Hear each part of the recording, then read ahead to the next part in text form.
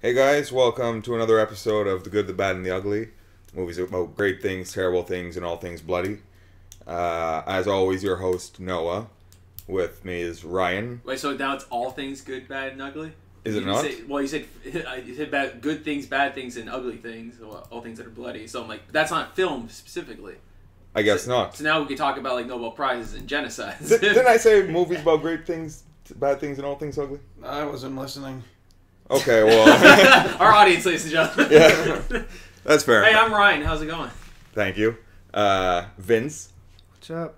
And, He's so excited to be here as always. yeah, well, I mean, he should be excited to be here. After Insane Club Posse, it's all downhill for Vince. And this week, once again, a special guest, Ryan Stick.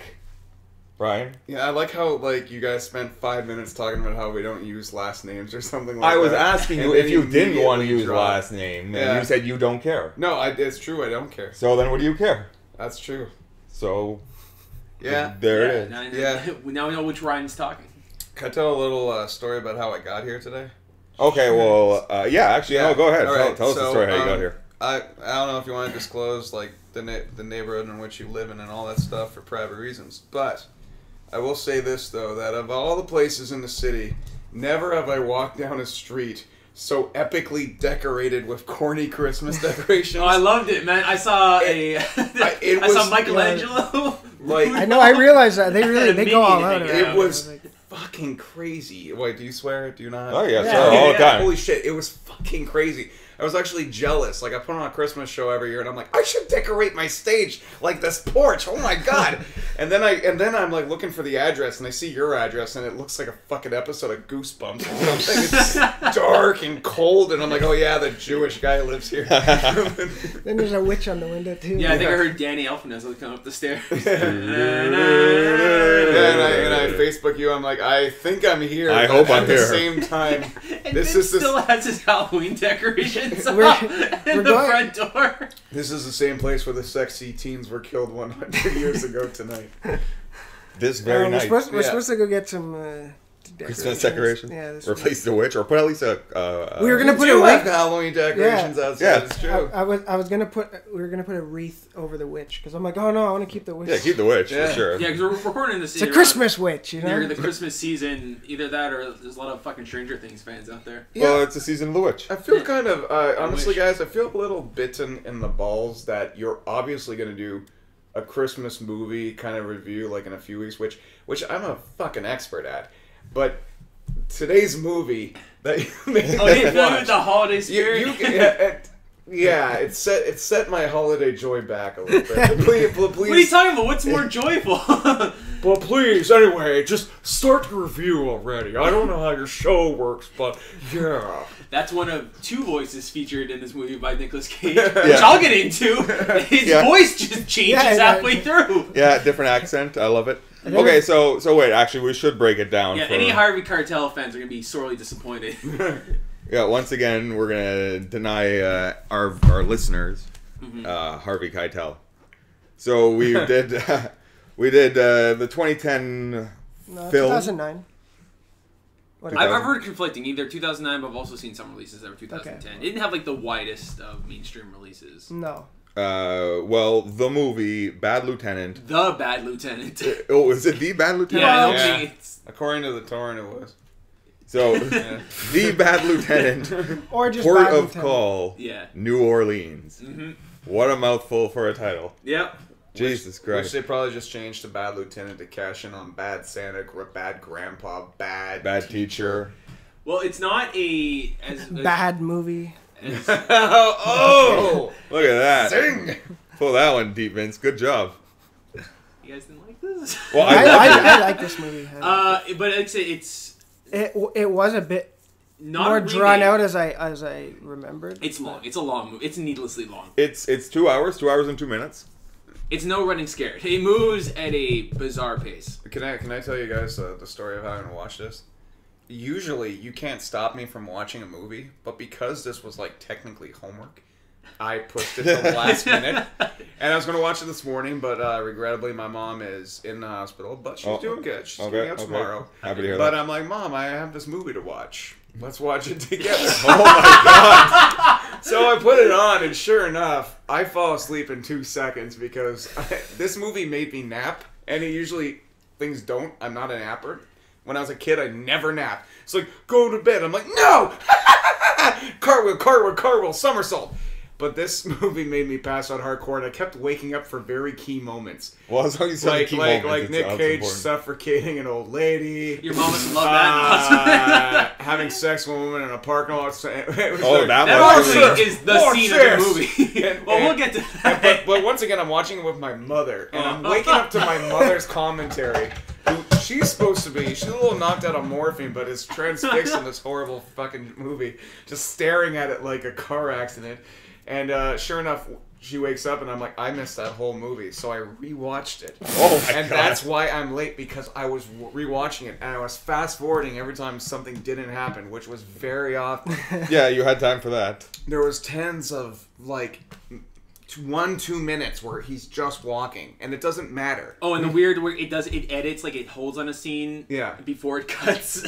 Yeah, like but this had lizard POV. You didn't like iguana. This movie had everything. I mean, what's this movie about, guys? For people who haven't seen it. Oh yes, of course, right. It's not a remake, as many people of the. I guess we can go back later. No, it's not. It's just because sort of controversy of the. It was the producer of the original. I guess he still had the rights to it. The Eva Ferrer classic. Yeah, the early Bad 90s. Lieutenant. The NC-17. The movie we see Harvey Keitel's dick. Yeah, pretty much. Or he's a drug addicted fucking. He's a bad gambling. Wait a second. Sounds so good. Why did you make me watch this one? No, the other one. No, trust me. That one is way more depressing. Oh yeah. Yeah. Oh yeah. It's like, it's very bleak. There's none of the. Which is funny. There's none of the like dark humor and like. And which is funny because it's a Werner Herzog movie. Like, it's not that depressing. No. Which I didn't know this was a Herzog film because I thought this years ago when I was on a Nicolas Cage kick for a while. For a Herzog movie, it's very like. It's different in. That's why I don't know how intentional some of the crap is on this. Like, it's bad on purpose, or it's a bad because Herzog will admit when he fucks up. Experimental German director as he is. Well, the man of the random cameos. That would make a lot of sense considering he wasn't aware that Nicolas Cage was. Cage is doing like I don't know. At first, it's almost like a parody. It's like Vampire's Kiss Cage. Yeah. Like, it's very Vampire's Kiss the most of, but it's like a parody of himself, and like seeing other shit Cage has done recently, it's like. I don't know how much of the joke it is. I think he's also on a lot of drugs. Yeah. Like, the character. But like, again, his voice, he changes how his voice goes halfway through the movie. That is true. And then forgets that. Like, where he all of a sudden becomes more nasally. Yeah. And kind of just starts talking like this. Yeah, for a while. He does like a weird Jay Baruchel voice. Yeah. Yeah, well, but I mean... I went in, I asked her. And then there's the Kilmer. Oh, yeah. Oh yeah, I'm going to say... Fat Kilmer. It's the Superman Batman... Oh. Because this was 1996 when Val Kilmer was Batman and was almost Nick Cage. So I was like, this is the Superman Batman. That never was. That never was. I prefer to think of it as Big Daddy and Ghost Rider. Yeah. Nick Cage, and also mentioned in a very distracting suit that's too big for him. Yeah, it's like one or two sizes too big, and he's slouching. And he's always hunched over because he has he's got the back injury. We'll start at the beginning. Okay, guys, wait. In the Harvey Keitel version, do they address the back injury a little better? Because no, there's nothing about it. Okay, it's like it's only a remake in the sense like it's a bad lieutenant. Yes, there's no relation between the two films except it's like a drug addicted, they're both corrupt cop. That's the only. Okay, but one of them has Michael Shannon in it. That's true. That's true. And Shea Wiggum. Yeah. Yeah. And Exhibit. And Exhibit. He was good. Yeah. Exhibit was good in this movie. Exhibit is good. I really liked him in and Brad Dourif. And Brad Dourif. Okay, so guys, stop, please. It's killing me. We got to get into it. First, for people who haven't seen the movie, and or haven't seen the remake, or the original. Spoilers. Spoilers. But don't. It's about a bad lieutenant, just a cop who's willing to shake people down for his own drug use or to get some money off people, to pay debts, whatever it needs to be, he's willing to do it. Very badly hidden drug problem he has. Drug and gambling-addled detective in post-Katrina New Orleans investigating the killings of 5 Senegalese immigrants. I forgot that was the plot every once in a while. It kind of gets brushed to the side after. Yeah, a couple of times I was like, wait a second, like there's something tying this together. What's he? Why is he here again? Yeah. Oh yeah, right. The murder. Yeah, the murder of children, which you really forget about, which is surprising because usually that is. When I was watching, like, Real Detective, every time there was an episode about child kidnapping or murder, I was like, fucking transsex. I'm like, who did it? Who did it? Who did it? And then this movie is just like, yeah, I literally forgot. Why is he doing this? Yeah. Like, oh, we found a lead. For what?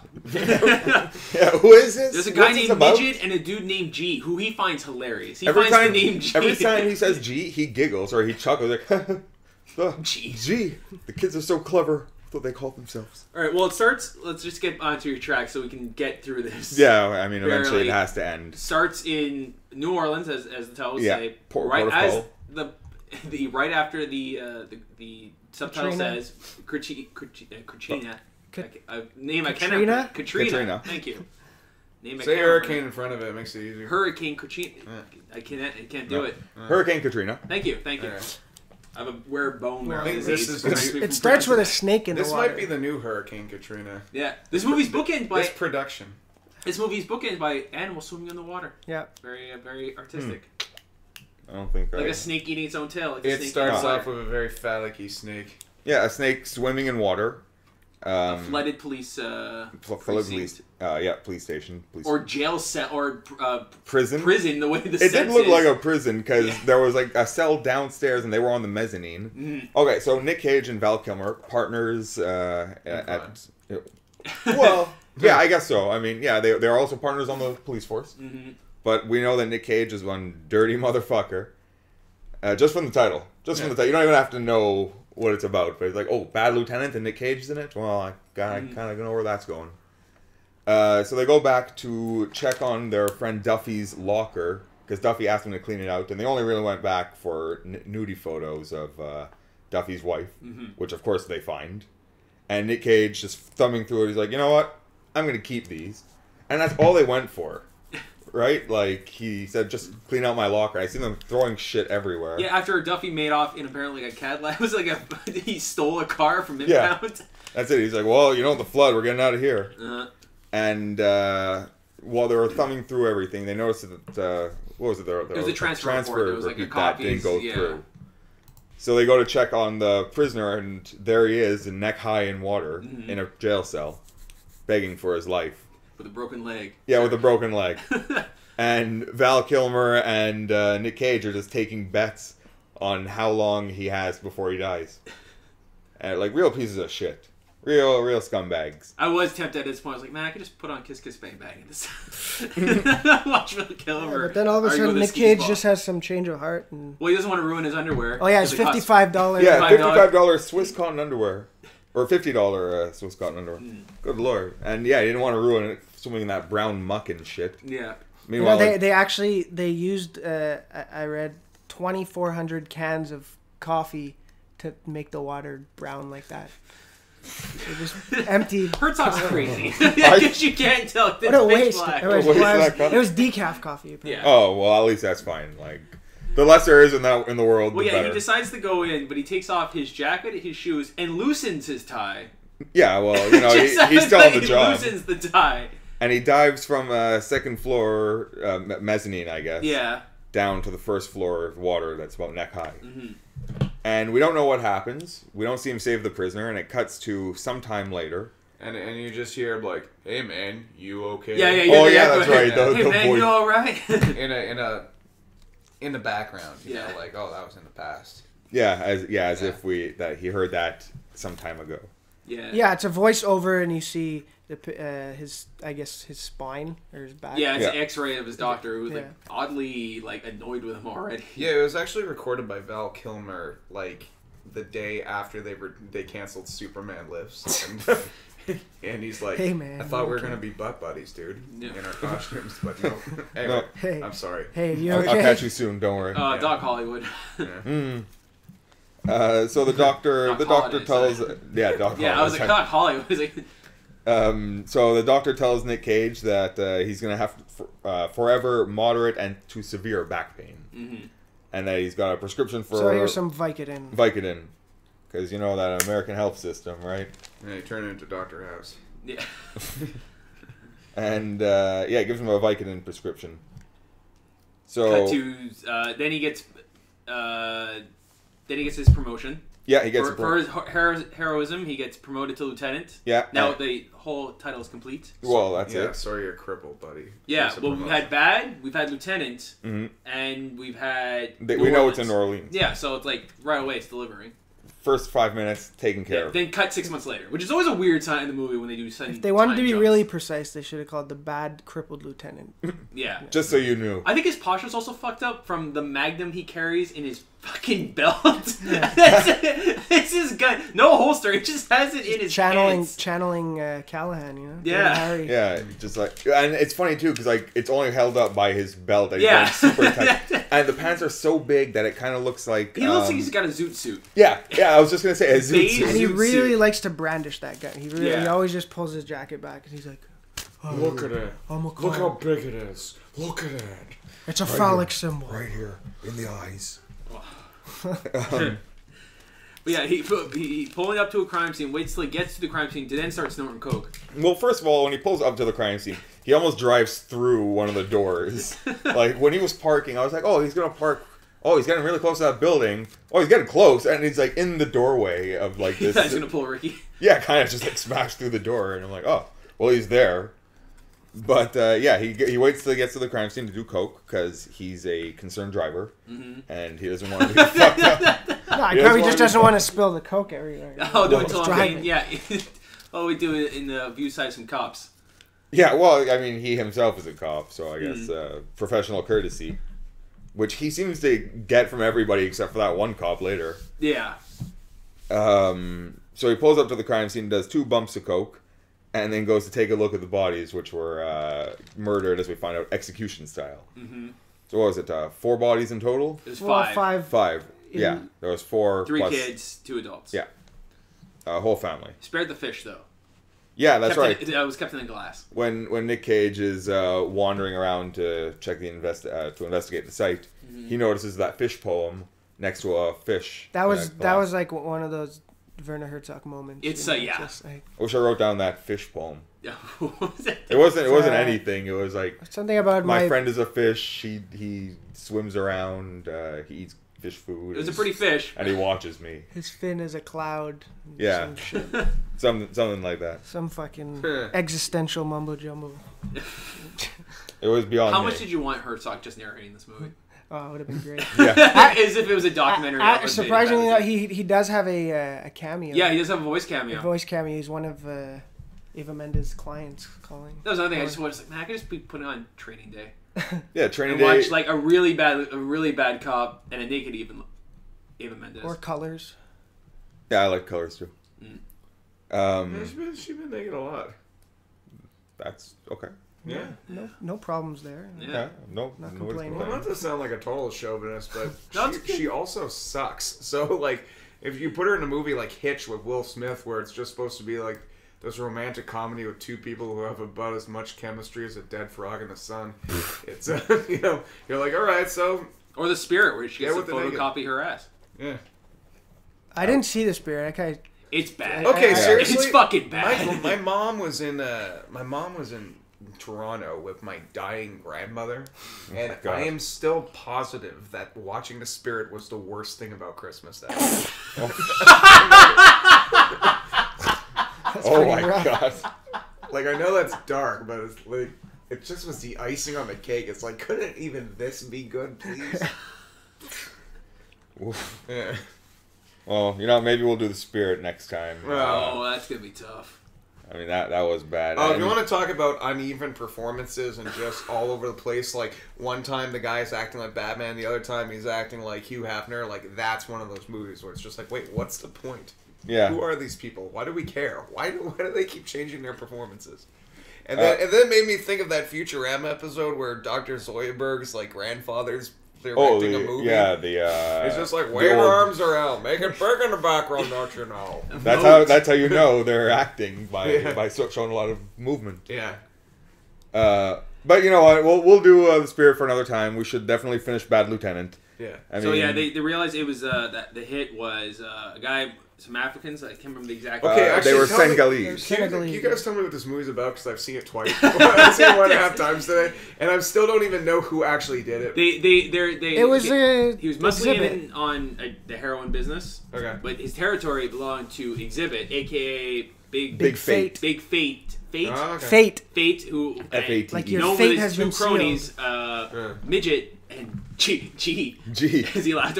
Also, a Big Fate known for a history of rape, sodomy, Yep. gun possession, and other witnesses that just go missing, which is hold up the 3 other deaths associated with him, just like holds up some 8x10s. Mm-hmm. Of just people who have been And killed.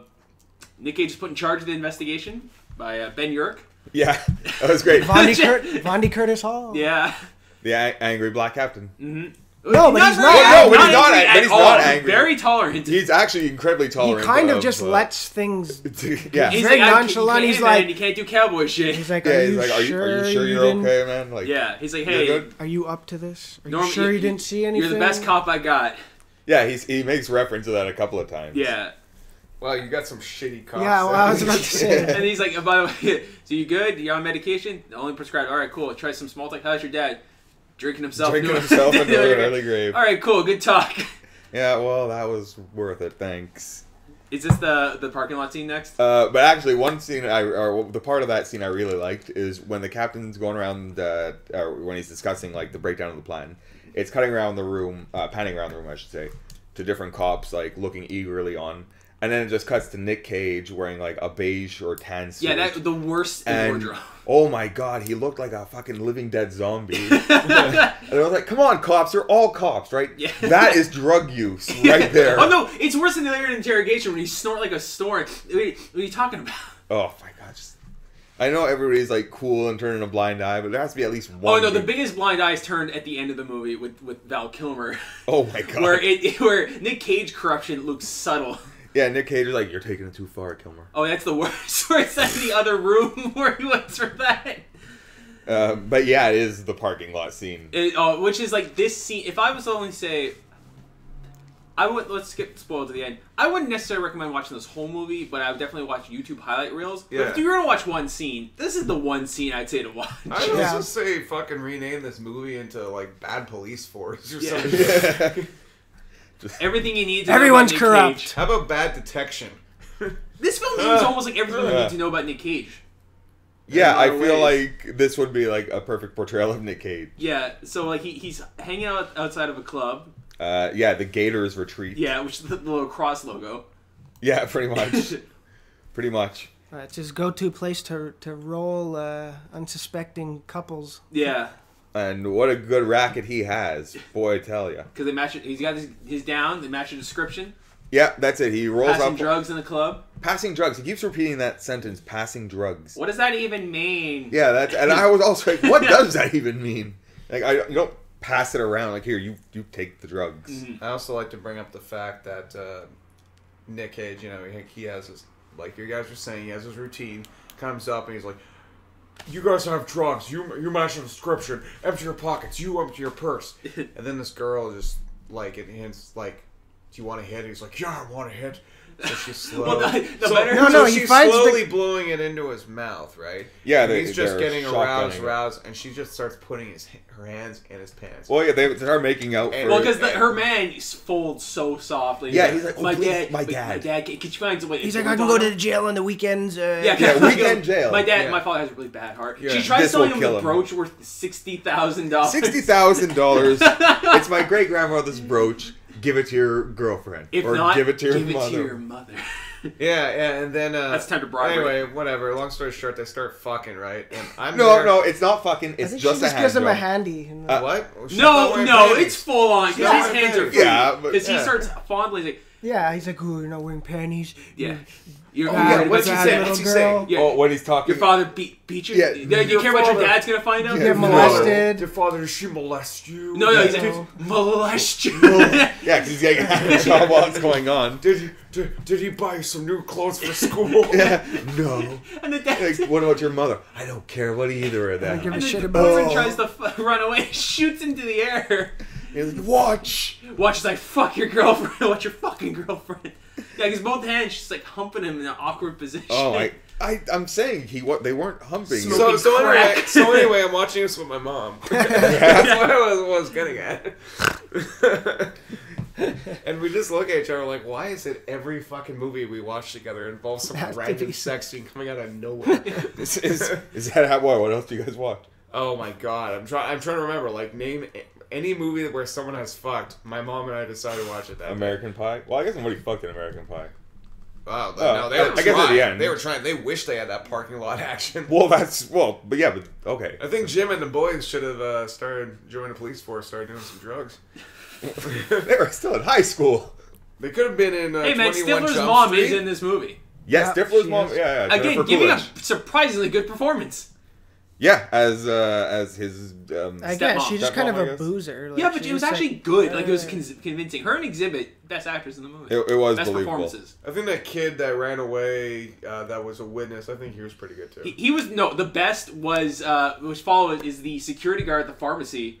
Mr. Not Hannibal Buress, because he's at the pharmacy. It's like a scene on a Matchstick Man. He's like, well, what are you doing this for then? Yeah, because he's at the pharmacy waiting for. Get the fuck out of my way! Yeah. The pharmacist being very rude, taking a personal call. Yeah, on her phone. You know what, man? The fucked up part about it is like, here's this corrupt cop on a bunch of fucking drugs, and he's abusing his power and all that stuff. But at the same time, I've been fucked over at the pharmacy so many times that I'm like, go get her, man. Yeah, do you tell her? Yeah, you know where the pills, and he knows exactly where they are. He rushes right to the back. Yeah, he calls security. He comes over to him and what's going on. He's just like so tired. Like, why am I dealing with this shit? It's not what I signed up for. You a cop? Really? Yeah. Then why are you acting crazy?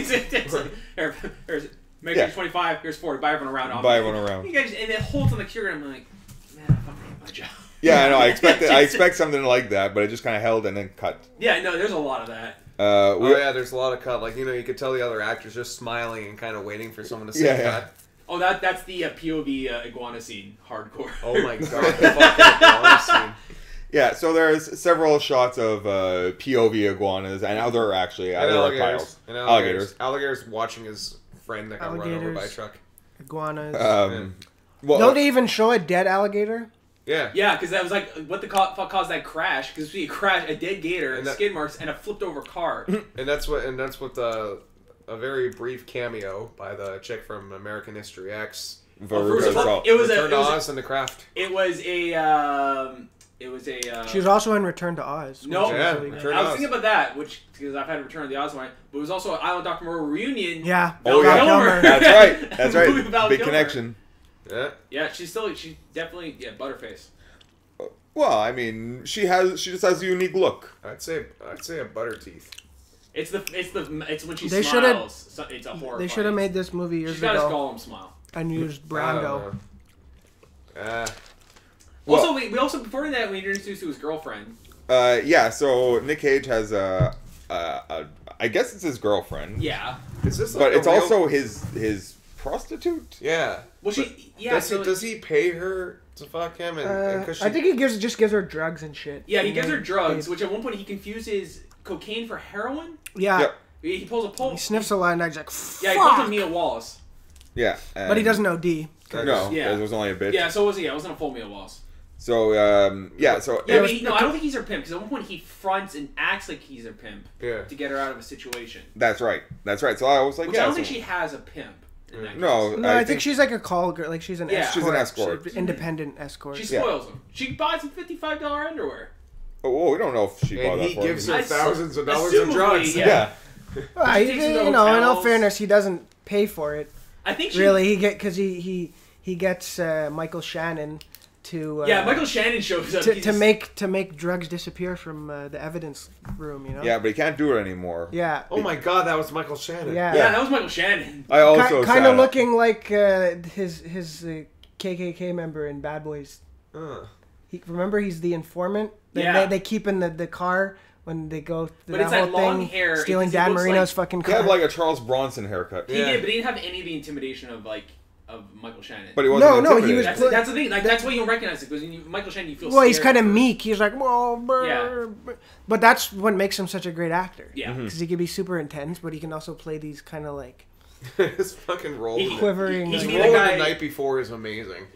He just keeps I didn't showing see up. that. I was Oh my just god, watching you guys would love The Night Before. Yeah, I know. Yeah, I have it fucking somewhere. love The Night Before. It's more like it came out a year ago, Yeah, and now it's like one of my top 5 I Christmas. might check it out because I was gonna check out. It kind of just went under the radar, but I heard it was actually good. Well, I know he's in Nocturnal Animals. So I'm gonna check that out this weekend. I just watched this clip in Groundhog Day. What? Michael Shannon. Oh, what does he do in Groundhog Day? He's the guy at the end where Bill Murray he hitches them up. He's like gives them tickets to WrestleMania. It's like, WrestleMania! I know that scene. That's Michael Shannon. That's Michael Shannon. That's his Really? first role. Oh man, Wow. that's amazing. That's a it's pretty good, young fucking Michael Shannon. pretty He good still first looks role. old. He had to pretend he was like, Excited. a young wrestling. kid. Yeah. Mike Shannon. Yeah, probably when he's still just Mike Shannon. Yeah, that's also where we get the cameo from Herzog, where he leaves a message on it. Yeah, on. And this the image Eva of Mendes Mendes is- No, fucking he's Werner one of Herzog. those guys like Morgan Freeman and He's got a voice. Yeah, He's I got a- love his voice, and I love that he like narrates his own documentaries and stuff like that. Like he just has this like soothing German voice, and If Nyla just the way had he a like voice, it'd be yeah. just easy, yeah. just smooth voice. Well, you also know from like random cameos, like he showed up as the bad guy in Jack Reacher. Yeah. I didn't know where he's guested on Rick and Morty, The Boondocks. Wait, who was in Rick and Morty? He was in the second Cable episode where they want Jerry's dick to use as his heart. They're at like the hospital. Yeah. Oh, yeah. What? The male penis. He shows up in Parks and Rec as a landlord.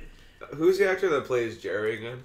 It's Chris Parnell. Chris Parnell. Chris Parnell. It was born to play that role. Yeah. That show wouldn't work unless Jerry was there. It made him getting fired all those times from SNL. Worth. Yeah, Yeah. both He Rick got and Morty fired? are dialed Like at 3 times, 11 all like the twice. time, but he's just Why? right there at 5 the whole time, just reacting. Oh my god, like that show needs him. Between that, him and Cyril Figgis. Yeah. Mm-hmm. Yeah, we need him on here. You know, we need him on here. Yeah. That's it. Chris Parnell, if you're listening, and I'm sure you are, Yeah. open invitation anytime you want to come and record an episode with us, or do it over Skype or the phone, or I don't know, we can fax each other. I'll come to you. Viber. Yeah, carrier pigeon. Yeah. I think introduce me to Justin Roiland. We'll have a good time together. We have similar hair. I mean, if there's any reason you should meet somebody, it's for having similar hair. and Kurt Nick- Russell, also open invitation to you, as always. And Nick Cage, we're sorry that your bankruptcy bankrupted your talent as well, because he used to be much better. I don't know about that. It's always selective things he's in. Really, he does. This Well, is- like we just watched, like after we watched it, we watched an interview with him, and he had just done this movie, G-Force or something like that. Yeah. Okay. And he's like, The hamster well, movie? Yeah. you know, I want to make movies for kids, and so that they're happy, but I also want to do like Movies for dark adults. dramas He's and in like Astro Boy, too. yeah. So he does like questionable It things, is terrible a lot of things, he and then he'll does do like is something really because of great. debt, that's the Yeah. thing, but Yeah. it is all over the map. Like, I respect Nicolas Cage more than any other actor because he will fucking go there and Yeah. put himself and humiliate himself. He was I don't great like in anyone Kick-Ass. else. Yeah, Yeah. no, I was gonna say Yeah, Kick-Ass Kick-Ass was fucking was like a phenomenal. legit. Well, even this, there's some pretty brilliant moments in it. Like it's obviously it's over the top, but I think that's what That's it the was thing. called It's like for, how much is intentional? 'Cause there's so much. he ad-libbed some stuff too and Oh, wrote for it, sure. like that whole scene with the Till the when he's break of yelling dawn? when he's yelling Till at the the old break of woman. He's dawn. like, it's you people that are fucking making this country go down the drain. Okay, guys, we really have to get through the movie. I know we got to get through it, guys. I promise. It's tough. I do. Wait, do help you We're tell the streamlined. entire story? Well, I give a Fine. breakdown of the Okay. movie. We skip Oh my- over Uh, things. yeah, we It's skip tough. over the bad shit. Dude, it's 2.5 hours long. Yeah, but it's like barely 2 pages. 2 We bring pages. You see my chicken scratch. We have to bring in the other. He also has a gambling problem. Yeah, that's right. He goes to visit his bookie. Brad Dourif. Brad Dourif. I was so happy. I was like, oh Or man, tell Chucky Chucky. himself. There you are. Taking bets. Nick Cage already owes him 3,000, 3 large. And he wants to put down another 2,000 on Louisiana to win. Which he also has to help him. His daughter's got a speeding ticket. It's going to lose her license. Yeah, so Brad Dourif wants to know if Nick Cage can hook it up. And he says, yeah, I'll do it for a half point off. Which I guess Brad Dourif thought it was an unreasonable request, but gives in anyways. Yeah, we also missed... okay, so there is a real plot to the movie, right? There it is about a murder. We're paying as much attention to this as the film itself. Yeah, absolutely. So there is a murder in the movie, and at one point they pick up somebody who I don't know how they it wanders decided. into an episode of Law and Order. Like, it really does. Goes to interview someone or pick someone up. Well, he was the delivery boy, and he's an auditory witness. He heard like what happened. No, it's before. It's before the old guy. The old guy who's the snitch who like Val Kilmer's shitty at. Yeah, he gives him a smack. Val Kilmer gives him a smack to the face in an interrogation room. Nick Cage says, "All right, you're out of here. You're too hot." And he goes in, nice guy cop, and he gets the info. Mm-hmm. He does. He finds out that it's Big Fate is. That's where they finger Big Fate. Is up on the block. They get Midget first. Yeah, Midget. No, they get. They get G. They get G first by sneaking behind. They have like the SWAT at his door. Yeah, so and he sneaks around. Yeah, Nick Cage goes through the neighbor's house. Says, "Okay, there's something going on with your neighbor. Don't answer the door. Can I just go through your house and I'm gonna go through the backyard?" Yeah. No one's covering the back, and he's treated like a super cop. He's had the brilliant idea. And while Nick Cage is going through the house to the back, he finds like a 1/4 ounce of weed and just picks it up, and he's like, "Yeah, all right, it's coming with me now," and steals from that poor family. Yeah. Dupes. Yeah, well, that's it. A video game just picks it up. Oh, all right. Yeah, this is he's one of the seagulls from Finding Nemo. Acquired. Yeah, Potter acquired. Yeah, he's like considered this great cop because like everyone else is an idiot. It's like how Frank Miller writes Batman. He just dumbs everyone else down. Yeah, Batman's not so smart. Yeah, it's just like, I love my job. I'm great at this. I'm passionate.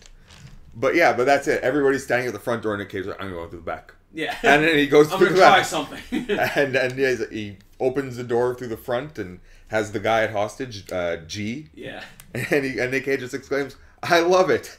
I love my job." And oh my god, just like Nick. On another note, though, sorry, right before you continue. No, yeah. He brought up Frank Miller and Batman, right? Yep. So you know how we all probably hear either Kevin Conroy, Michael Keaton, Val Kilmer, or Christian Bale when we read a comic book. Subconsciously, we're still picturing some guy like that because we've heard a Batman say that. Considering Frank Miller was writing, do you think he was thinking of Adam West when he was writing all that Dark Knight Returns dialogue? I like to think so, which makes it even better in like the latest movie where Adam West starts quoting Frank Miller dialogue. Yeah. And Michael Keaton, because I've always wanted to hear Adam West say, "Let's get nuts." Yeah. Amazing. Sorry, Noah. Yeah. No, there's nothing to say. Well, we definitely saw something shiny. Yeah. It's cool. We're in the character. Yeah. I'm in the character for this movie. Yeah, the Nick Cage character. Fuck. So at the Senegalese funeral. That was Ajax.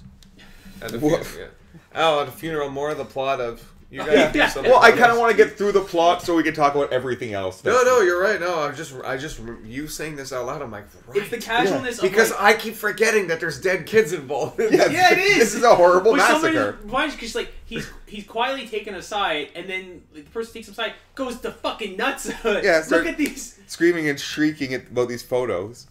And my family, like, save my family. Yeah, that's it. How did she know he was a cop? He just the Reverend was one trying white to guy. The one white guy that shows up. Okay, all right, he must be. Like, well, what's going on? That must be a police officer. Yeah. And she says, "When was the last time you spoke to your sister?" And the sister informs her that I said I was going to go to the market in the morning for her, but she had a delivery coming. Yeah. Which means that there was a delivery from the market, and she'd spoken to her that morning. Mm-hmm. A clue. Which leads to the market, which leads to the delivery boy, which is actually good police work of like, all right, who hasn't been around for a while? Yeah, that's it. Why was the store owner so like hesitant about giving it up? Yeah, he says, I don't know. He's a shitty store. It's like, I got delivery guys. I don't know. Yeah, they come and go. I got delivery guys that work different days. There's people around and stuff. Okay, well, who worked this day? Well, different shifts, different people. He's like, yeah, I know. Okay, so who worked that shift? I don't know. Well, how you gonna pay him? So yeah, but he asks the clever question of who hasn't been around in a while. This is introduced, which then brings us to the nursing home. Yep. Assisted living. The assisted living. The assisted living home. It's a home. Yeah. It's a home. And Nick Cage and I guess it's his partner, but it's not Val Kilmer. No. It's I guess somebody. It's that kid from outside Providence and. I think he was in the faculty. He looked. Yeah. It was the kid from the faculty. Yeah, I knew I recognized him. Mm-hmm. He was in like 3 movies and then he disappeared. Yeah. That happens a lot. Like all of a sudden. For he looked young. Like he looked for some reason younger in this than he did in the faculty. Yeah. Surrounded by so they bring assisted living. So the assisted living and they and there's this old woman getting her hair done by another nurse. old woman. Yeah. I mean they're both old women. He was an alpha dog too. Oh yeah, right. Well, look at that guy. Timberlake rocks an alpha dog. Timberlake rocks when he's never the main character. I've noticed. Timberlake? Yeah. Oh, Timberlake. Justin Timberlake's in a movie when he's not the main guy. He's awesome. Man can't hold a film.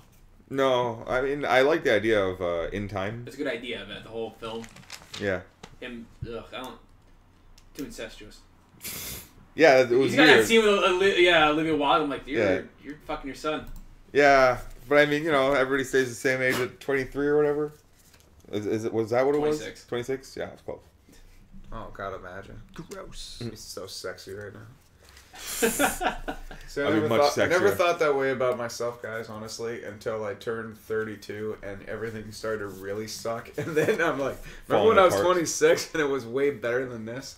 Yay, 29, nowhere to go. Good times for me. Really live it up. I feel like I'm in this period right now of I really need every year, like between shows and stuff like that, I go through this period of She's All That where I haven't met Freddie Prinze Jr. yet to spice me up.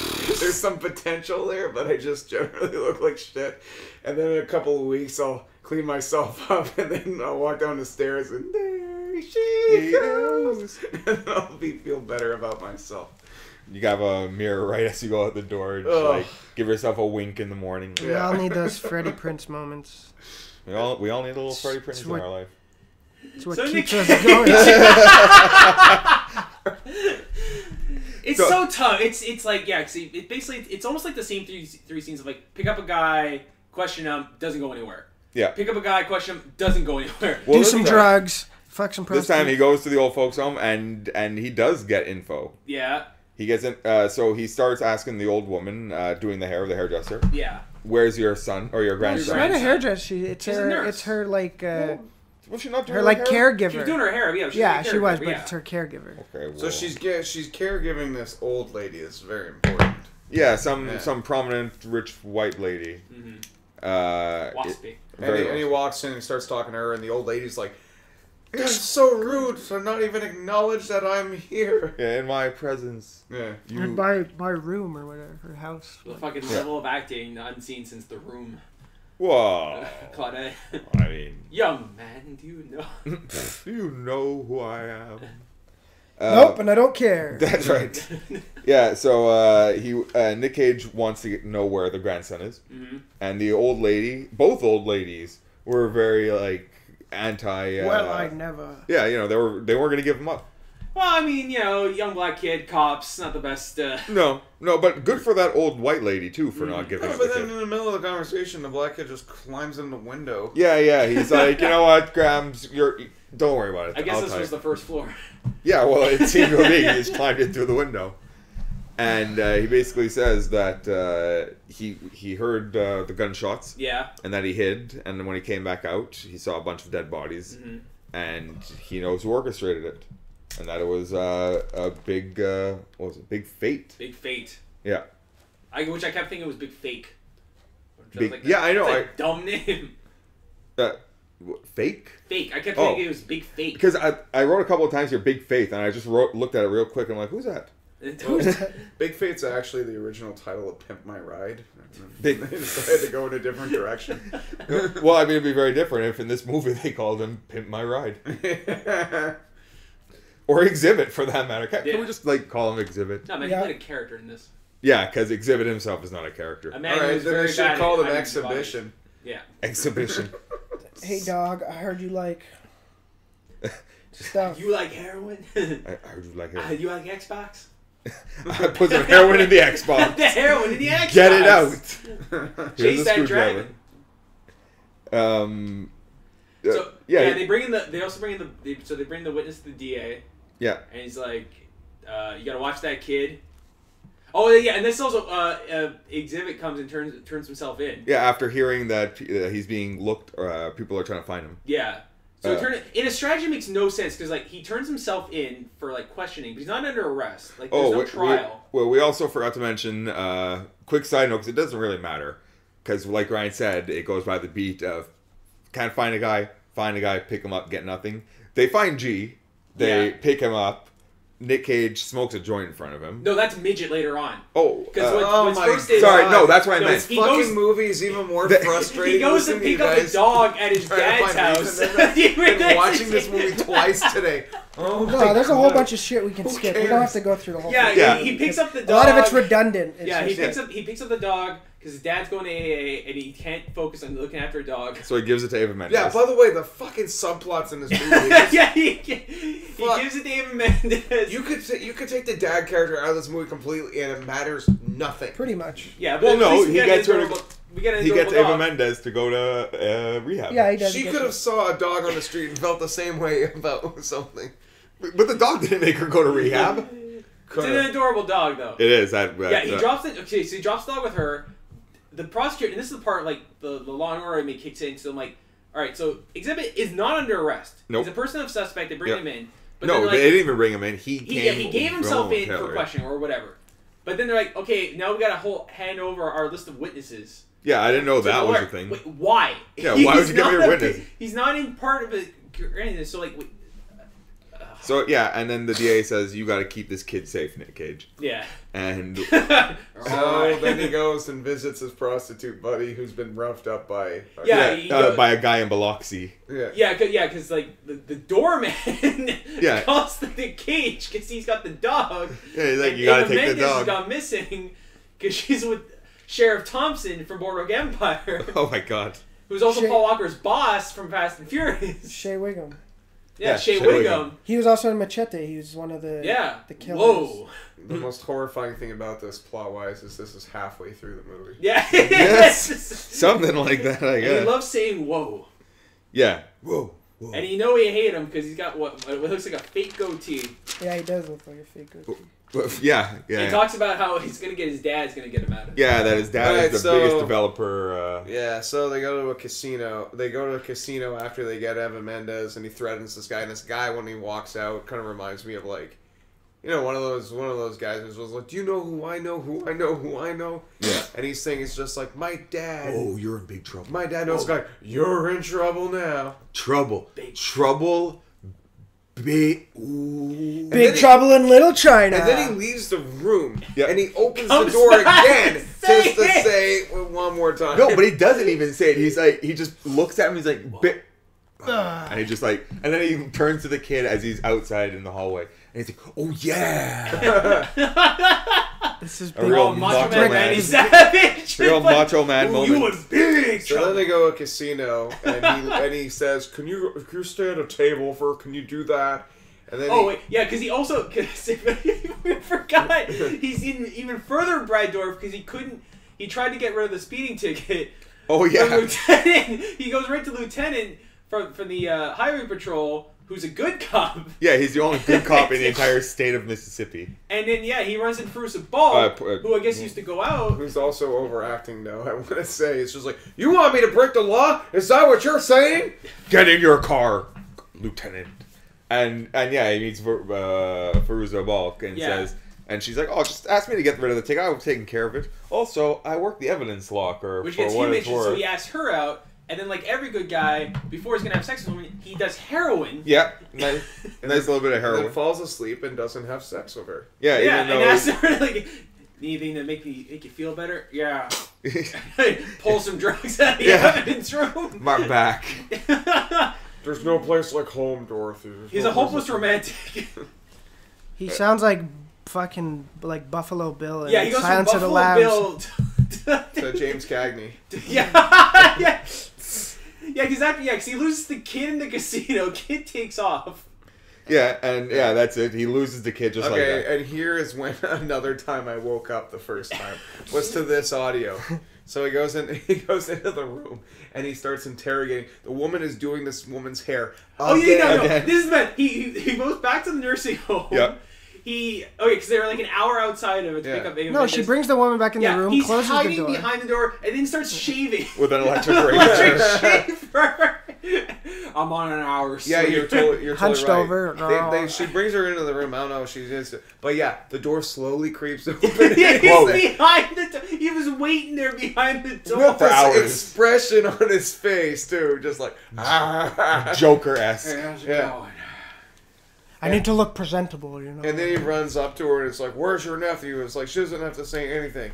And where's the grandson? Yeah, grandson. Then what happens? This is it's the best. Nick Cage. She's the woman's like, "I'd like to know the name of your superior. I'm going to make a formal complaint." And Nick Cage, in a totally diplomatic, although threatening tone, says, "Ma'am, I'd like to let you know that if you don't appreciate my candidness and candor during the investigation, then you are very within your rights to file a report." Thanks, Richard Nixon. Grandma.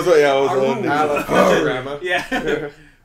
And then he proceeds to take the... Hey, I try to be polite. It's hindering the oxygen out of her nose. Oxygen, and as she's there gasping for air, he's screaming into her face. Yeah. Like, he's slapping her frail hand. And threatening the caregiver, saying that even if they don't convict you for murdering this woman, then at the very least, you'll never work again because you let her die. And then the woman gives up her grandson. He's on a plane to England. That's right. Living with this old white woman's family. Yeah, as a slave. And, it's implied. Yeah, I mean, rich white woman, come on. Sending a young black man to England. They didn't have slavery in England. That's true. Awesome. Nice one, England. Nice one, England. Keep it classy. Yeah, so he helps her progress. Not to say they didn't colonize and brutalize societies, but it's true.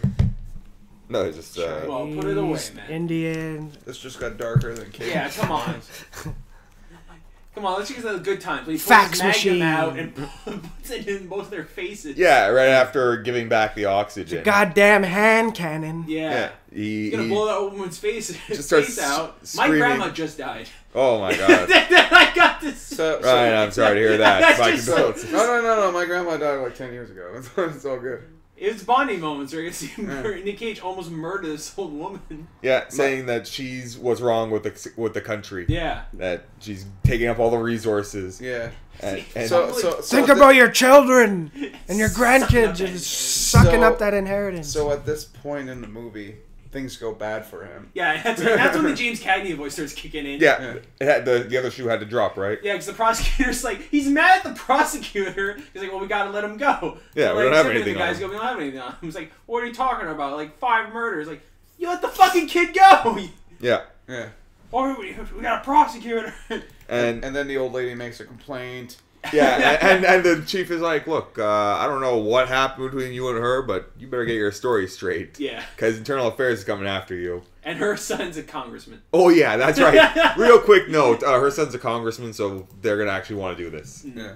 And yeah, he does a really shitty lie job in the examination of his, or when their Internal Affairs is investigating. Somebody's harder doing the job. I don't know, I went in, I asked a question, and she gave me an answer.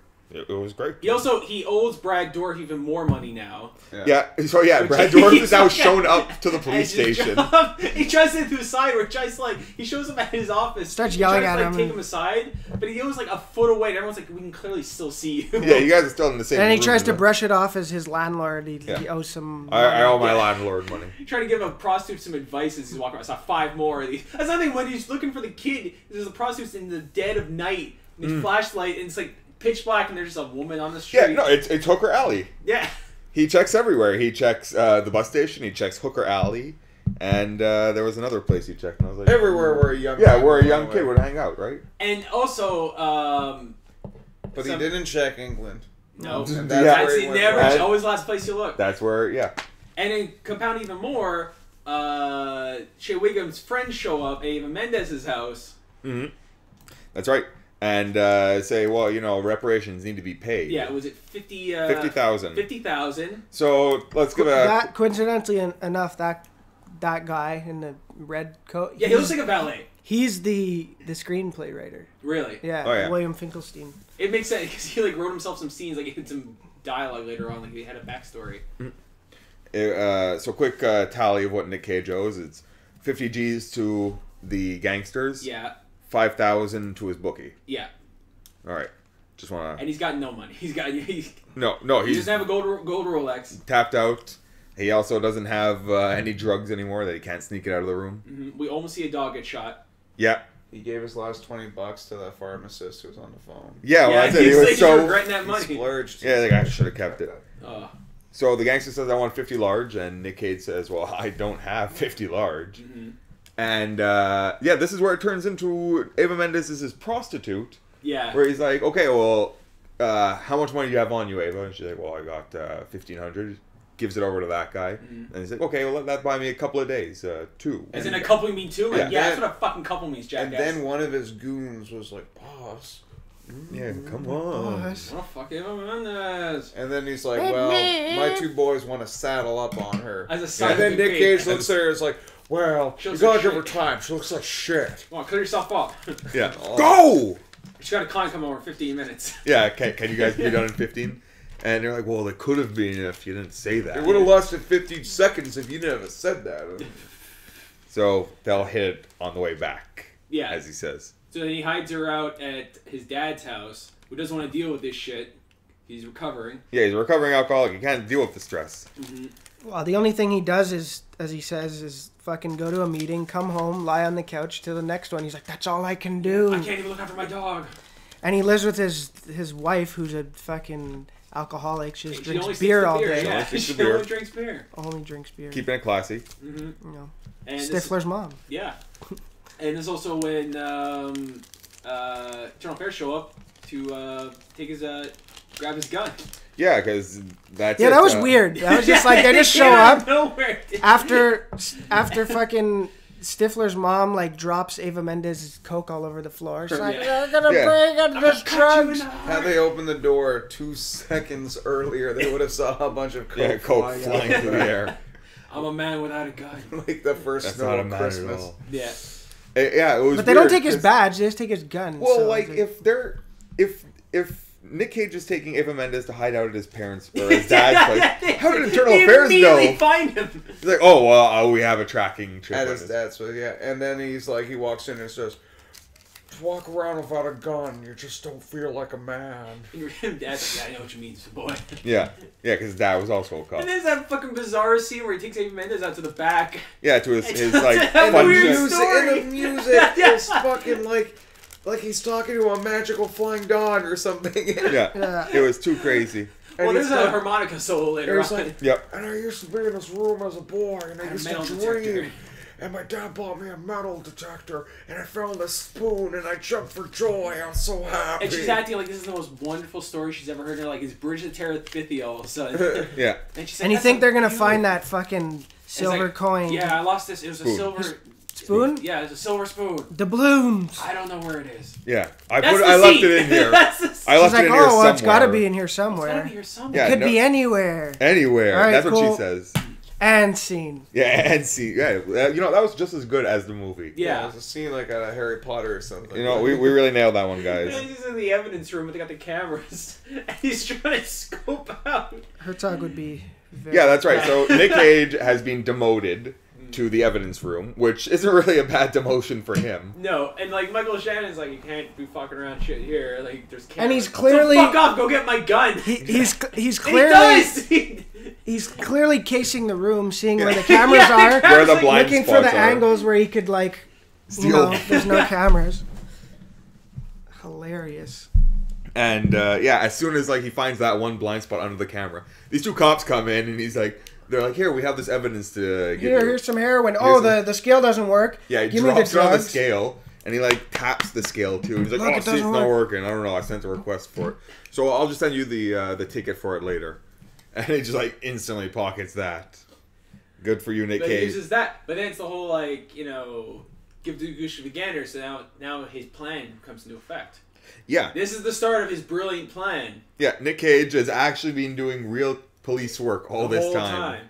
We were just As he says to Midget earlier, it all adds up. it all adds up. I know you because you know me, and I know everything. It all works together. So Nick Cage goes to see Exhibit and politely asks to have a conversation with him. Mm-hmm.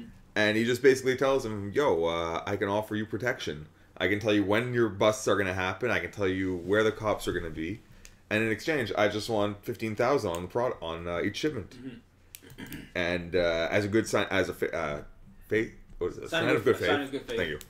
He gives him a small piece of information that he can do what he will with it. Which checks out, which then leads to the as they find out when they're disposing of a body. Yeah, so they're driving together in a car. Which, first of all, I feel like a cop and a known gangster shouldn't be sitting in the front seat of a car together. Here's a big faux pas. Don't dump a body the same place you plan to develop condos. Yeah. Speaking of, then Exhibit goes into a speech very similar to every Lex Luthor villainy plot. It is. It's a real estate game. It's a fucking real estate. Yeah, he tells Nick Cage that he's going to buy this waterfront property. Yeah. While it looks shitty and dingy now, because in 2 years it's all going to be condos and worth a lot of This money. would be good for It condos. only takes 2 years to build an entire... To gentrify an area. Yeah. Only 2 years. But actually, no, condos go up pretty quick. Yeah, they do. Yeah, They and the mentioned fly. property value was pretty low at that point in Nolans. Nolans right after Katrina. Yeah. So no Creole. I was very disappointed this whole movie. Yeah, the accents. There's no like, definitive. Creole, no po' boy sandwiches. Yeah, no white family. I was very even but surprisingly enough, no crawdad. Werner Herzog wanted to. I keep reading that he wanted to make New Orleans just as much as a character in this movie, but I mean he kind of did. I mean, Shep did a better job at that in one scene. We should also we touched on before. This is not a remake. That there was an original Bad Lieutenant played by Ava Ferreira. Abel Ferreira. The production owned the title. Something like and that. It's not only because I know he because didn't it's want the same direct. He didn't know while they were filming it, and before he was like, he thought it was. He's never seen it. He's never like. He's like, I don't know who that director is because the director was very angry. He said, basically, paraphrase, "I hope you all burn in hell, and I hope you die. Like, I hope you all die. Everyone knows." And Herzog's like, and he's like, I don't know. He said, I don't know him, and I've never seen any of his movies. But I'm sure if we like sat down and talked over a bottle of whiskey, we'd become friends after the course of that.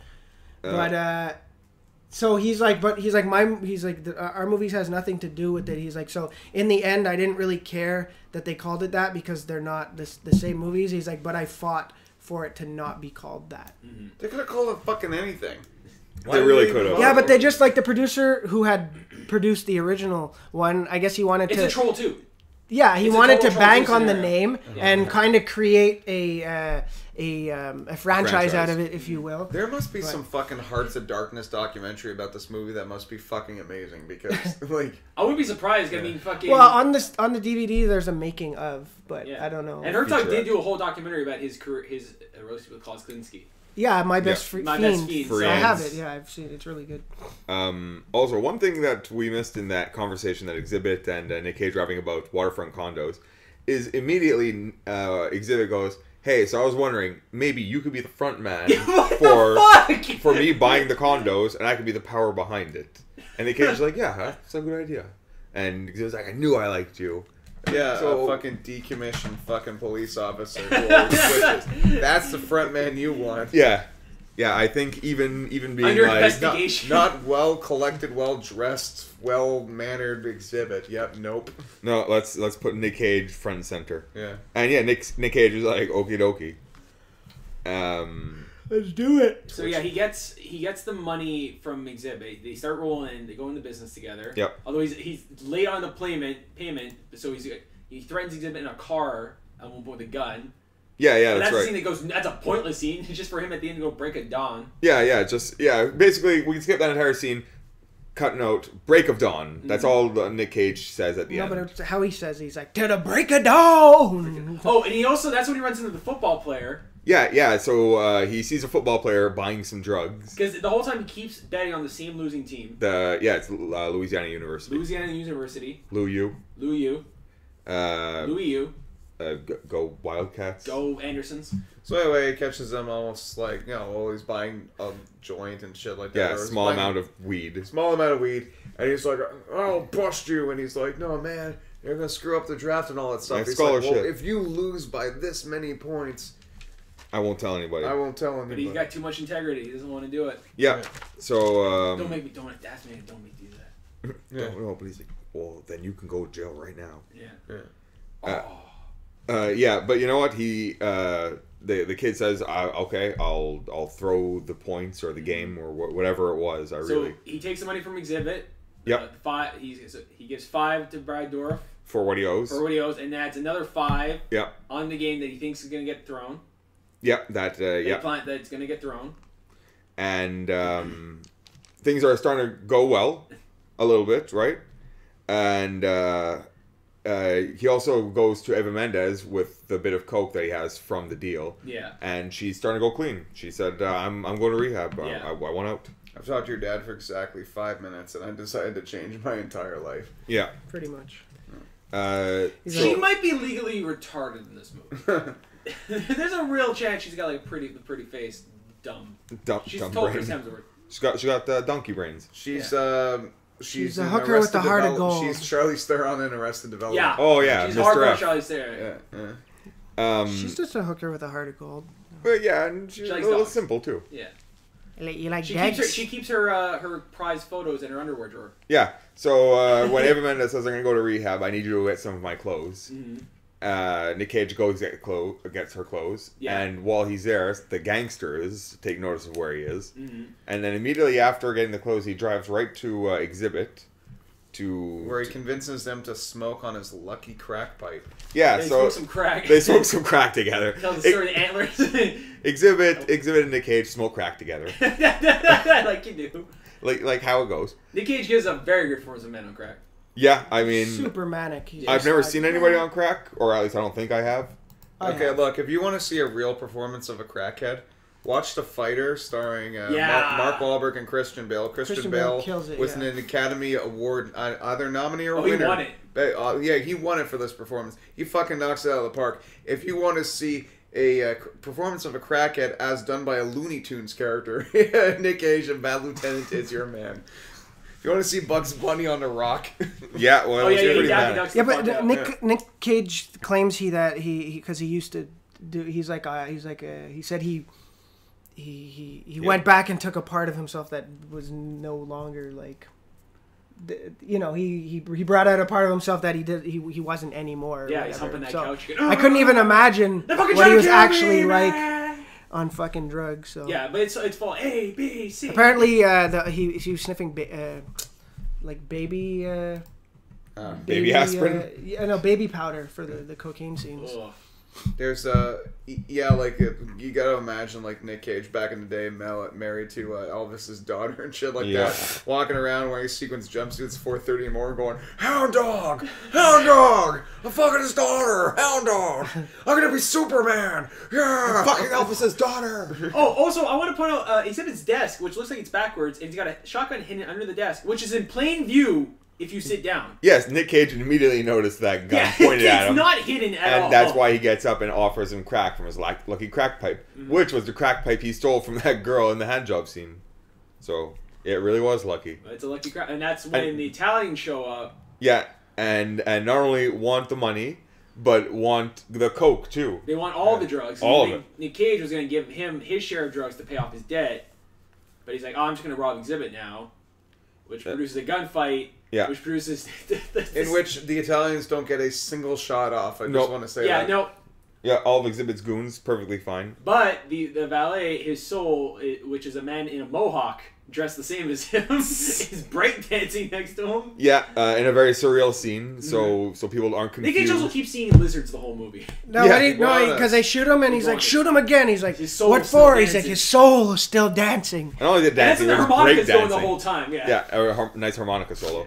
And yeah, as we were saying too, Nick Cage has been seeing lizards, and even at one point referencing them to Val Kilmer. And he's like, "What the fuck are these lizards doing on my desk?" Kilmer's like, "Oh, what a crazy character." He's like, "There are no lizards on your desk." He's like, You are so eccentric. Yeah. I can clearly see them, and he goes to smack one of them, and they hiss at him. It goes POV. Yeah, and then it's lizard POV. None of that stuff was in the script. Yeah. R&B the lizard soul stuff, music I think it was plays added. over in the background. I want to hear an interview with the screenwriter of this movie, because there's no way that he intended for this to happen. I want to see the Herzog interviews for sure. I gotta pick up the DVD.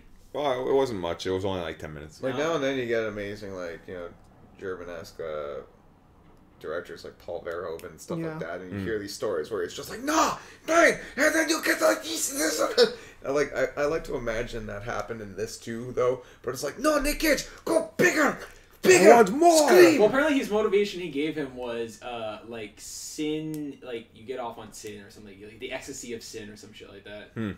Or just go. Well, you tell Nick Cage to go big. He's gonna go big. Go big or go home. Also, in while this is he'll going Ric Flair on, the fuck out. Wicker Man big. Oh yeah. Oh, how did it get there? The bees. The bees.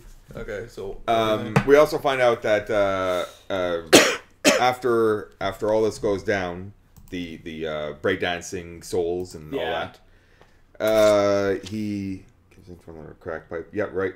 He finds out that Stifler's mom, or I can't remember what her character's name is in the Stifler's mom also is a user, Genevieve. I guess. Yeah, I guess. I don't know. Like, she implies we both have. it's a really dumb fucking scene. Yeah, that's what it is. Yeah, but the only reason I bring it up is because in passing, Nick Cage is watching the football game, and the athlete, which he said to take the dive, has taken himself out of the game completely, and that Louisiana U is up. So at this point, you think, oh, well, he's fucked. But then you find out everything kind of worked out. Everything really did work out. In a Lebowski-like scenario. Because the guy who said, hey, man, you don't know who the fuck you're messing with, and he got all the Italian goons to come. To this guy, he's like, wow, Nick Cage is such a badass. He single-handedly killed all the Italian mafia. Yeah, he has he has the complaint taken away from him. Brad Dourif shows up. Yeah. And he's like, you didn't see the end of the game, right? He's like, I don't have your money. He's like, what are you talking about? Here, let me, on your desk, in front of everybody. $10,000. Here is illegal gambling money you have won. Here you are, Mr. Police. Yeah, and he tells the kid from the faculty, oh, by the way, go check out that crime scene again. I have a funny feeling. Yeah, there's a crack pipe. Not planted evidence of a crack pipe with exhibits. Yeah, and what happened? But there was that crack pipe. Did the shit with the old lady get resolved, though? No. No, her thing was, like, she's daughter and they don't know what they think about, and then, like, fucking, what's his nuts? Whoa. Macho Man. Yeah. Has his dad have the complaint removed. Yeah. Okay. So, and then, 1 year later, Nick Cage is getting... Oh, no. We forgot one of my favorite scenes when they go to bust exhibit. Oh, yeah, and that's right. And fucking Val Kilmer's just like, oh, yeah, I'm in this movie. The cops in the room was like, or arrest him, or cuff him. He's like, no, we'll shoot him and steal his shit. Yeah. That's almost verbatim dialogue. Pretty close. And then Nick Cage was like, no, we won't do that. Cuff him, Stevie. Nick Cage has done like 50 bazillion more horrible things than this the entire movie. Wait, you try a line of murders where it gets interesting. All of a sudden, he's got a moral compass. And... It'd be like the worst job at covering their tracks. Like, by default, he is the best cop they have. And then a year later, he gets promoted to bad captain. Yeah, he's a bad captain, and he's sober. That's the secret. Eva Mendes is pregnant. He finds the spoon, which was steel. And sterling silver. And you know how we know he's sober? A waiter walks up to them and offers them wine at the celebration. He's like, "No, we're all going to stick to our sparkling water." Yeah, they're all. And you're like, "Oh, he's sober now." And then, sure enough, he goes and finds two people coming out of a club and coming out of the Gator's retreat. All right, you guys match your description. You open up your pockets. I heard you were passing drugs. Yeah. Who was passing drugs? What are you high on tonight? And then he goes. I'm gonna deal when I walk up to people. What are you on? And then he goes into a hotel and he's doing the drugs. And who comes in? But the guy who was drowning in the jail cell from room the service, beginning. Yeah. Okay, so I actually had a little thing with that. As somebody who works, kismet. As somebody who I'm gonna works get in you a out of here, hotel, man.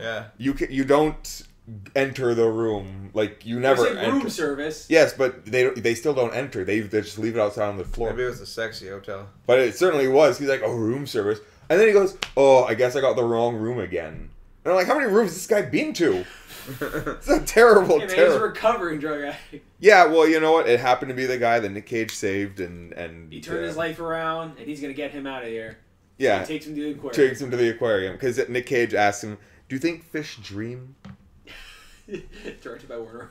No, they're at the aquarium, and then the last dialogue is they're sitting there with their backs to this giant shark tank, and it's beautiful, and all of a sudden Nick Cage just leans over and goes, "You know, I'm still mad about the underwear." One chuckle, directed by Werner Herzog. Imagine being in a screening of that. Imagine being the people who who are like producers and invested cash into this thing. Where they're like, this is going to be a biggest hit of the summer. We have Nicolas Cage. We got Nick Cage. I think at that point they start I don't Cage think was... they were thinking that. Like initially, they had a little trouble finding distribution. Wasn't the budget like 15 million and like the box office was like 10 grand? Well, it's since yeah, budget is 15. No, budget's grand? 25 million and it made 10.6 million. Okay. When you said 15 grand, I was like, well, fuck. I mean, I'm a little bit in debt, but like, I feel I could have just seen the movie myself. No, its opening weekend it made $245,000. $245,000.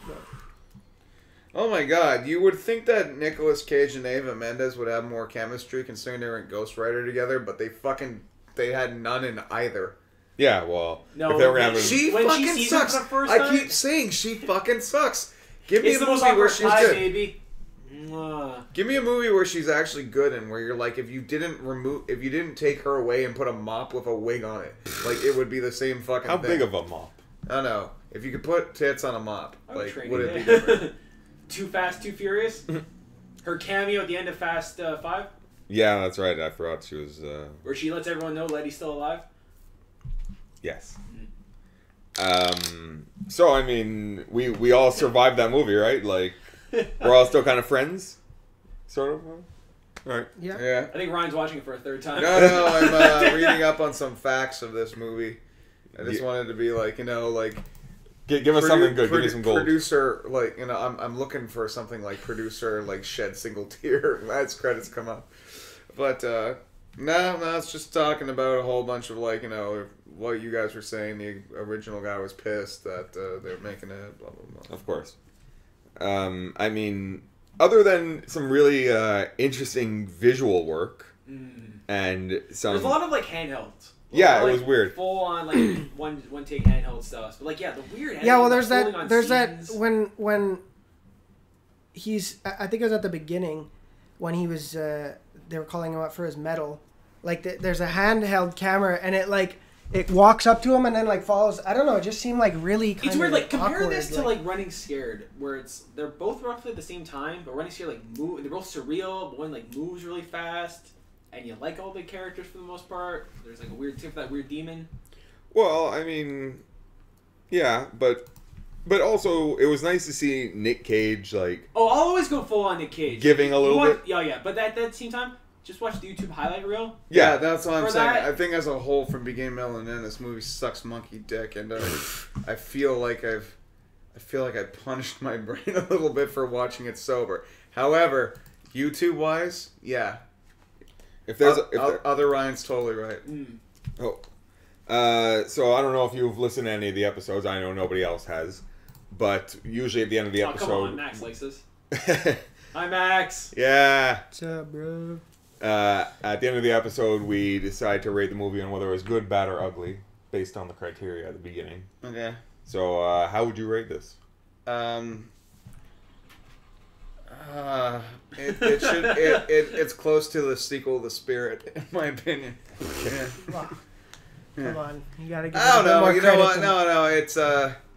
It's the funniest thing I've ever seen that it wasn't supposed to be funny. Or was it? But it's not half funny. No. It's like Barney Rubble impersonating Krusty the Clown. He's funny. He's not half funny. I'm just imagining Krusty the Clown in this movie. I am too Krusty the Clown. Yeah, that's it. Oh boy. Yeah. I'm on the drugs. Krusty the Clown starring as Bad Lieutenant would have been amazing. That would have been a movie. Heroin. They should do another Bad Lieutenant, but with Billy Bob Thornton. Yeah, because he's been in cool. like 50 bad movies so far. So why not one more? Billy Bad Thornton. No. Billy Bad Thornton. You were both proud. You were proud of that joke. You're like, should I be ashamed? Not fuck yeah. No, I gotta smile at that Own one. it. Yeah. What about you? What about you guys? Give me a rating. I thought it was good. Honestly, I watching it the second time, I didn't like it as much as when I I watched first it twice seen in one day, so Okay. this feeling you have is You're a true hero. True hero. But I still like it for what it is. The visuals are pretty cool. There's some cool, good performances, and I just love Werner Herzog as a filmmaker and as an all around person. So it's halfway between like a bad and the ugly for me. Yeah, it's fucking long. That's the. It is a bit. It could have been trimmed by about half an hour. It could trim. They could at least cut out like at least the G or the midget scene. Yeah, definitely. But either or. It don't both. matter. It doesn't even add up to none of it anything. matters. Like the plot wise, it doesn't mean anything. I believe this is our first Herzog film. Yeah, I know. So we're gonna do Fitzgeraldo next. Yes. What about you, Noah? You know what? I'm gonna say bad, straight bad, because even though I really enjoyed it, I don't know if I'd show it to many people. No. Because YouTube, like a hot, yeah, hot I don't know if I would recommend it to somebody and say, dude, you gotta watch this. So I'm just gonna go ahead and say bad. Yeah, you just show them the parking lot scene. Yeah. Or like Lucky Crackpipe, where he's telling the story of the elk. Yeah, or torturing that old lady. Yeah. Yeah, but once again, like that's 2 hours and 10 minutes, and you pretty much described 48 seconds. Yeah. Yeah. Owen yells a lot. He calls those old women old fucks and cunts. I hate you fucks. Yeah. Boy, it's that wardrobe bothered me so much. That large suit with the fucking gun in his Get to belt. show his back. He looked like a kid playing detective. Yeah, it looked, He looked like a kid playing looked detective. like he was borrowing his dad's suit Yeah, it or looked his like he was in older Little brother. Crime Stoppers. He was borrowing Francis Ford Coppola's suits. Yeah. Because he borrowed his fucking lesson. No, he didn't want to borrow his last name. No, that's right. That's why he went with Nick Cage. Yeah, so he named himself partially after a Marvel character. Yeah. Yeah. So does anyone have anything else they want to say about this movie? No. Did it? There's more great Nick Cage to come in this show. Oh yeah. Don't get me wrong, guys. If you're worried that this is the only Nick Cage movie we're gonna do, you're sadly we still mistaken. have Season of the Witch. Yeah, and I'm always gonna watch that. And I'll take any opportunity to watch Drive Angry. That was a lot of fun. Tom Atkins. So I guess it comes time. We got a problem with Tom Atkins. What? Who? I love Tom Atkins. All right. Oh, okay. Yeah. Thrill me. So it comes to the terrible time of the show, the shameless plugs. Guys, you can always follow us at GBU Podcast on Facebook, on, YouTube. GBU Podcast there again. Yeah. Tinder, yeah. You guys can, Friender, all of it. Yeah. You guys can also send us emails at gbupodcast@gmail.com. Send us your requests, recommendations, hate mail. Tell me that you think my voice sounds funny. Your voice sounds funny.